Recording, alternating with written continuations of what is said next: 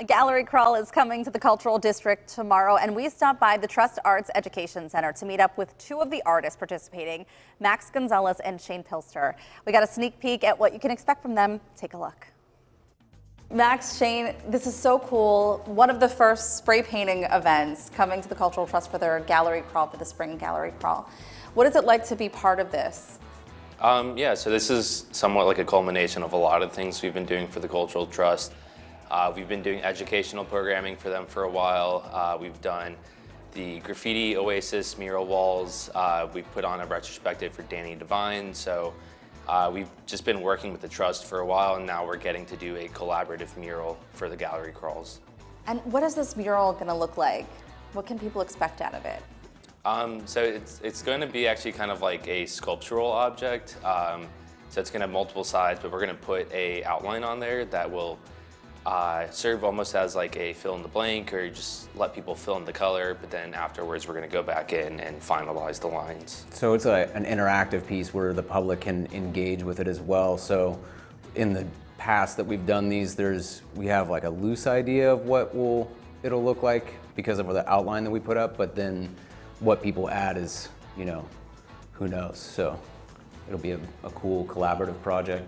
And I have to say, we have two different versions of spray painting behind both of you. So we have, something that's like a little looser and something that is really like one of the murals that you could see. I asked you, Shane, if this was spray paint. You said it is. Yeah, this is all spray paint on canvas.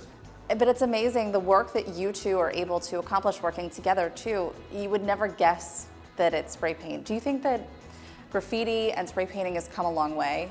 Yeah, it is an art form that comes traditionally from Black and brown impoverished communities, and we really have to pay homage to these children that invented this art form that now give us a full-time career. But it's pretty often that people will look down on spray paint and graffiti art, but it comes from its origins of people trying to find a voice, and now it's our selected art form, and spray paint is like an amazing medium. Yeah, it took a while for, I have like more than 20 years painting, and it took a while in Pittsburgh to really like get the public to accept spray paint as a medium, even though, it's been around since the 60s and 70s and in larger cities like Philly and New York. And now in the last like 4 or 5 years, it's really picked up, and we've been very fortunate where people, organizations, cities, boroughs, like nonprofits, all hired us to come in and paint different murals of, a variety of different styles, and everything we do is like 99.9% done with spray paint. It's amazing. I know that the Trust has really embraced this. We know it's an art form, but truly embracing it as an art form. And they've asked you to come in and do some other projects. You guys were involved with the Trust Oasis too, is that right? Yeah. Yeah, I know it's been somewhat hard to get graffiti art and spray can art into high art or fine art spaces, but I guess now that people are starting to see a value to it, and even with like the 50th celebration of hip hop, its anniversary, and the Cultural Trust celebrating that, it's been a lot easier for us to, I guess, make our way into this this field and to bring those that work alongside us into this. Yeah, and I feel like having it in the gallery really shows, the progress that it's made in this city. Like in the 70s, it was in galleries in New York, and then now we're really getting to showcase some of the I guess like how far we've come by doing the stuff with the Trust Oasis murals. And we also were able to bring in some other artists that, street artists, graffiti artists that have been doing a lot of murals here, nationally, internationally. So we try to have an eclectic group that's not just, only graffiti artists that express the art form. And so having people come in for the gallery crawl and get hands-on and really learn about this, do you think that will help them embrace it and see it in its true beauty? Yeah, graffiti has been very villainized and just thought of as like a non-legitimate art form in Pittsburgh. Like Shane said, it has been pretty well established in other cities for quite a while. Myself originally being from Chicago, Shane being from the Bay Area, we were surrounded by tons and tons of graffiti art, street art, murals. Yeah, so you kind of need to start to establish a community dialogue to actually get the community to further understand that these are individual artists who want expression, and that there needs to be some sort of collaborative effort to decide how does a city deal with graffiti and what the relationship will be with those people.